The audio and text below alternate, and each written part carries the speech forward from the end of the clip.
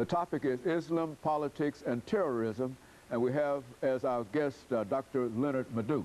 Now, Dr. LMadu3, let's simply give you an opportunity to pick up where you left off during that second segment, because all of this information is so very, very revealing, leading to our involvement with Islam and with politics and terrorism. Go on, pick that up. Yeah. And, you know, one of the myths we have today, you know, is that the Islamists, you know, are the precursors of terrorism, you know, in the world. But that's not true. You know, the fact is that because of 9/11 and subsequent events, you know, their own activity have been amplified. But if you go back a little bit to the 70s, 80s, 90s, there were a whole range of terrorist groups that are not Muslims, okay, you know, that don't have any identification. For example, the individual who introduced airline hijacking was a man called Dr. Elias Wadi Haddad. He's a Christian, you know, who lived in Mogadishu, belonged to the Palestinian group. He's a Christian. The leader of the most vicious Palestinian group at that time, the Popular Front for the Liberation of Palestine, was Dr. George Habash. He's a medical doctor and a Christian. You know, he's not a, listen, the Japanese Red Army, you know, that attacked Israel in 1972 at Lod Airport, was led by a man called Kozo Okamoto from Japan. He's not a Muslim. You had the Italian Red Brigades that assassinated Prime Minister Aldo Moro. They are not Muslims. You know, you have the Irish Republican Army that assassinated Lord Mountbatten. You know, they are not Muslims. In Peru, you had the Sendero Luminoso, you know, Shining Path. They are not Muslims. You have the Tupameros, you know, guerrillas in Uruguay. You know, they are not Muslims. You had the Monteneros in Argentina. They are not Muslims. And all these groups, you know, were the precursors of terrorism all over the world. You know, so most people don't know that, because at that time some of these groups were either urban, you know, concentrated in one country, or the international activities weren't really that threatening to our governments to intervene, or we are using some of them. You've heard of Carlos Villaco, you know, from Venezuela, who kidnapped, you know, all the OPEC ministers in Vienna. He's not a Muslim. So this is very important to understand in the light of what is happening now. You know, that we've had these groups, you know, perpetuating terrorism all over the world, who are not Muslim affiliated or Muslim related. In fact, some of them were sponsored even by Western governments, you know, to carry out their will. You know, so one will ask, well, why do Muslims have to be, you know, tagged as the only terrorists in the world? It's just because of the political dimensions of what is happening now, and it's because it's religious affiliated. You know, most of these terrorists that I've already mentioned are secular, what we call secular terrorists. You know, the difference is that this is religious terrorists. And of course, when someone, you know, gets on religion, all of us get very sensitive. Very good. You know, and that's very, very critical here to differentiate the secular terrorists and the religious terrorists. You know, so this is very important, because most of the religious terrorists use religion as a form of political expression. You know, the secular terrorists have, you know, a stated objective, which might not be political, but at the same time, you know, have a goal, limited goal. You know? So that's very important to understand and be able to differentiate.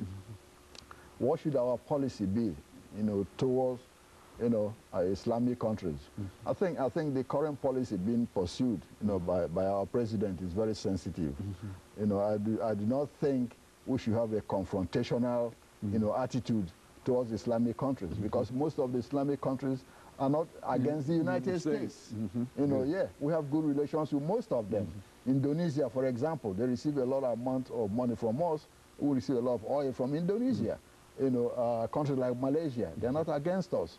You know, Pakistan, even though you have all, you know, Al-Qaeda and all this hiding there, we still, you know, trade with them. We give them a lot of funding for their military and all this. Yeah, India, there are 160 million Muslims, like I said, in India. We are very friendly with India. We are cooperating with them on, you know, a lot of their nuclear facilities and all this. And you name it. Before we fell out with Iran, you know, they were good friends of us when the Shah was there. Yeah, when the Shah was there, they were good friends of us. We were friends with Saddam Hussein before, you know, he turned, you know, against us. Egypt, the largest Muslim state in the Middle East, you know, in the Arab world, has been a very good friend of us. They still receive almost $3, $4, $5 billion a year from us since, you know, the sign of the Camp David Agreement. Jordan, the king of Jordan is a very good friend of the United States. Even the King Hussein, who died, you know, was on the payroll of the CIA. You know, yeah. Kuwait, went to Kuwait to liberate Kuwait. It's a Muslim country. Okay. Yeah, Kuwait is a Muslim country. We have bases in Gaza. You know, that's where some of our biggest bases are that we invaded Iraq from. It's a Muslim country. Yeah. So we have good relations with a whole lot of these Muslim countries. So the policy being pursued now by the president, you know, is a sensible, you know, policy, you know, based on realities and dealing with the issues based on individual countries, not lumping all the countries together as if we are at war with Islam or it's a crusade like the Bush government was talking about, you know, the Christian crusade. And this is not what it is. It's not a Christian crusade against Muslims. You know, we are not crusaders. It's simply, you know, that you had some terrorists, you know, from a particular country, you know, that tried to destroy this country, you know, by way of bombing the World Trade Center. And even if you look at it logically, all the terrorists who did this came from Saudi Arabia. But yet, we are in the best of terms with the monarchy in Saudi Arabia. Okay? Our president just visited over there and met with the king and all this. So one should think about that. That's why a lot of people get confused. All the terrorists came from Saudi Arabia. That's where we should be focusing. That's right. Exactly. Okay, that's what we exactly. That's where we should. That's what we're looking for as the terrorists. That's correct. That's where we should be messing with, not Afghanistan or places where they didn't come from. So that's very important to understand. You know, these things have a lot of links and threads attached to them that you just can't separate one and say forget about this. They are all linked. And the President Obama is doing a good job now of trying to calm the tensions. You know, when he went to Cairo and spoke, it was very good. It was well received. You know, we are a powerful country. Everybody knows we are the most powerful country in the world. And messing with the United States, you know, you are taking a chance. You know, so we should show humility and say, hey, we can talk to you all, not just beating up on everybody. But then don't mess with us. If you do, we got something to take care of you. And I think, you know, a big man should be able to, you know, talk to a small person and let that person understand. I'll work with you, but don't mess with me. Yes, like somebody who is, you know, 150 pounds going to mess with Muhammad Ali or George Foreman. You know exactly what the consequence will be. Yeah, so it's just the same way. We are big enough to be able to say work with you, but at the same time you should understand we have the capacity and ability to deal with you if needs be.